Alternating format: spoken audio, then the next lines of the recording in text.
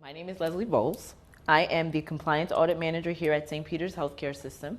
I am a certified coder. On the inpatient and outpatient side, I'm also a certified medical auditor, certified in healthcare compliance, and I'm also a certified coding instructor for Rutgers University.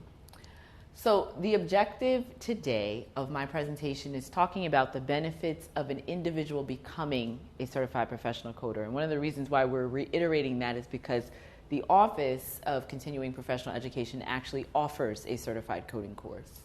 And the other question that we're going to sort of answer is, what about the healthcare facility practices that employees or are looking to employ certified coders? What you should be looking for, how they can help you from a revenue integrity standpoint. And even as you mentioned, even speaking about instances where, hey, we're coding this and we're billing for this, but are there other potential opportunities that we have? So the presentation will cover the career benefits of becoming a certified professional coder and also assist the employer in employing a certified coder. So my very first slide talks about individual career benefits of the CPC. Now, the American Academy of Professional Coders is the certifying body that certifies these individuals from year to year. And they have estimated that by year 2022, the demand for certified professional coders will have increased by 22%. And the reason for that is primarily because of the drastic changes from year to year that occur with coding, diagnosis coding, and CPT coding. So this is one of the reasons why professional coders are in high demand. It goes on to further say the demand is due to the increased need for coding and compliance professionals who are proficient across a wide range of services, from coding guidelines to integrating medical coding and policy changes into a practice's reimbursement process. So it's even more, it's better for healthcare facilities to have this type of individual because it goes beyond just obtaining the opportunity to code, but also knowing the rules, regulations, and guidelines associated with it. So another fun fact is, according to the U.S. Bureau of Labor Statistics, medical coding is one of the fastest growing professions in the nation. A certified professional coder, medical coders are in high demand, receive greater advancement opportunities, and there's also a higher compensation for those that do become certified. Medical and billing coding specialists play a crucial role in the healthcare industry, and one of the things that I pride myself on saying about medical coders, because I've been in the field for so long, is that we're not just medical coders, we're also revenue integrity warriors. We also ensure that the money you get for the services you've provided in your healthcare entity or wherever, that you can keep it. There are many outside auditing agencies, the government, Medicare, Medicaid, commercial payer. They're looking to ensure that you're coding correctly because they want to recoup money back. So if you have someone like a certified coder in your organization or institution, it helps safeguard you against some of those audits, and it also helps you mitigate risk internally. They can help educate your providers. They also can help ensure that what you're sending out is appropriate and within all the coding guidelines that are out there. So the employer benefits of hiring a CPC, again, certified coders are considered experts when it comes to maintaining both the profitability of a medical practice and compliance, which is, in healthcare, that is the number one thing everyone wants to protect. I call it the almighty dollar because no business runs without money. So it's very, very important to have a person who can insist on safeguarding against all of the things that are out there in healthcare that could potentially cause you not to have money. The fines or penalties for noncompliance can be exuberant. In order to remain compliant with your medical billing and coding, a certified coder is a must. There are so many rules, regulations out there. It's important to have someone that's in place that can actually interpret these things and relay it back to your providers. Certified coders have been known to reduce denials, getting your practice paid quicker, which also contributes to the money aspect of it. It's really important. A certified coder means more time on clinical care for physicians and healthcare providers, less time spent on deciphering coding guidelines and documentation guidelines. So your clinical folks can focus on being clinical. That's what you want them to do. And then by having the coder there, they support those folks and helping them learn how to decipher what they've done or translate their service to a claim. An in-house coding educator and auditor ensure the revenue you receive you can keep. It's one of my favorite sayings to say, aka revenue integrity. And with new rules and regulations being introduced regularly, such as ICD-11 on the horizon, the need for certified coders is increasing. So right now we're currently in ICD-10.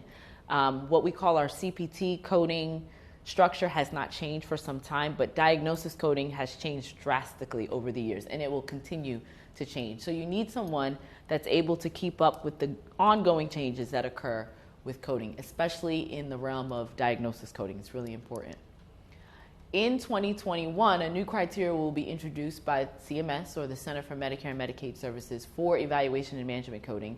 The bread and butter of CPT coding, a coder can assist in understanding that criteria. So evaluation and management coding is just simply when you go to the doctor's office and the doctor sees you and he evaluates you and manages you and you say, hey, I have a cold, I need a Z-Pack.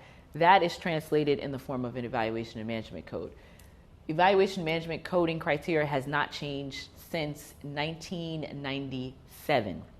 So in 2021, it will change drastically. It's going to be a huge change for physicians. And you need someone strong. Every healthcare entity who has providers, physicians, APNs, nurse practitioners, physician assistants, they need someone to help them really decipher, okay, what am I going to need to do now? How is this going to affect my documentation? So it's going to just become increasingly important. They also ensure compliance with CPT and diagnosis, annual coding changes and documentation guidelines. We mentioned that. An increase in commercial and federal payer coding audits and reviews.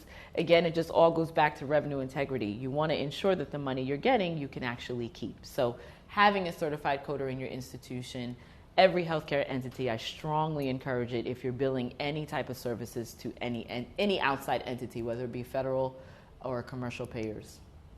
So just to give you a little program overview of what happens here at Rutgers, what we do is we prepare our students to learn ICD-10, HCPCS-2, and CPT to prepare for what they call the Certified Professional Coding Exam. And then once they pass that, they can obtain jobs as a certified coder. So it's 8 Saturdays. It's different time periods. We have it here at Rutgers at various different locations. And through classroom lectures, reading assignments, group activities, videos, and quizzes, the training program covers anatomy and physiology, medical terminology, coding basics such as evaluation and management coding, surgery, the genital system, nervous system, urinary system, pathology, medicine, and so much more. All the textbooks are included in the course fee. Lunches are also provided, maybe, depending. And with new knowledge and accurate medical coding and documentation, you will leave Rutgers better prepared to take the CPC exam. So I can attest to the fact that our very last class, we've already had one individual who passed the CPC exam, which is great. And they've been receiving requests all over because of this skill set that they now have. So it very much so is a benefit to any healthcare employer, but it's also a benefit to you individually in advancing your career further in healthcare. So my last slide is just an overview of references that I obtained some of this information from Medicare, our local Medicare administrative contractor, and of course the American Academy of Professional Coders. I cannot reiterate again the importance of having an individual in your institution if you're doing any type of coding, because there's this misconception in the industry that, okay, I'm doing very little coding, so it doesn't really faze me, it doesn't really hit me. But it doesn't matter. If you're submitting a claim, I say at that point you're a target. And target's not a bad word, but the government is ensuring no matter how many claims you submit, federal or commercial, they're looking to ensure that it's appropriate and correct. So having someone in your institution is it's just easier, and it's a better safeguard. Okay? Did you have any? I was going to say, does anyone have any questions? Did you have any questions in particular? So the course right now to register is $1,899, I believe $1,899. Depending on, I think there's a time period when it does go up because it's like an early bird special. And it's 8 Saturdays a month, and it's from 9 to 3 p.m. I will tell you that when the last class first started, they were first like, oh, this is going to be long. But because you're learning so much, and you can tell I'm a little animated and dramatic in how I translate things, they really enjoyed it. It went by really fast. And I try to make, this stuff not so boring, because coding can be boring. So we come up with all type of group activities and ways for everyone to get involved and be engaged so that the course is more enjoyable. But the one good thing about the course here at Rutgers is it's not only just preparing you for the exam itself, it's also preparing you for what real life expectations are going to be of you as a potential coder candidate, so to speak. So, and I'm not just saying that because I teach it. It just gives you more insight into the industry itself versus just putting books in front of you and saying, here's what's going to be on the exam. fend for yourself type of thing. So what is the general background of your students coming into a course like this? A lot of the students that I have over the years, they all have some sort of medical billing, or they've been charge entry, or medical secretary that includes billing or charge entry of some nature, or they're folks who are actually in coding roles who were never certified. But the criteria that we have to enter the class is that you had to have at least anatomy and physiology or medical terminology class within the last 3 to 5 years. Because that's a big part of really understanding the core concepts of coding. So if they don't have any actual job experience, on the job training, we prefer that to be the criteria. We did have individuals who came in with just that criteria and they did well. I'll let you know if they passed the exam, but they understood the material because of having those 2 classes. So this is why we want that. So for myself, if I'm beyond 3 to 5 years of taking anatomy and physiology Right. and having medical terminology, Right. You would recommend probably taking an additional course? Well, not necessarily. If you're within the healthcare industry and you're performing functions that are related to coding concepts, then we would welcome you in the classroom, of course. But we look at each of those circumstances as unique, and we kind of judge and assess it based on that. So what is your, job success rate? Okay. So one of the things that I tell all my students, everyone, is that we don't guarantee a job. Reason being is what we're providing you in the classroom is a skill that will allow you to maintain a job. But I'm not giving you the skills to obtain a job, like interview skills, so on and so forth and on.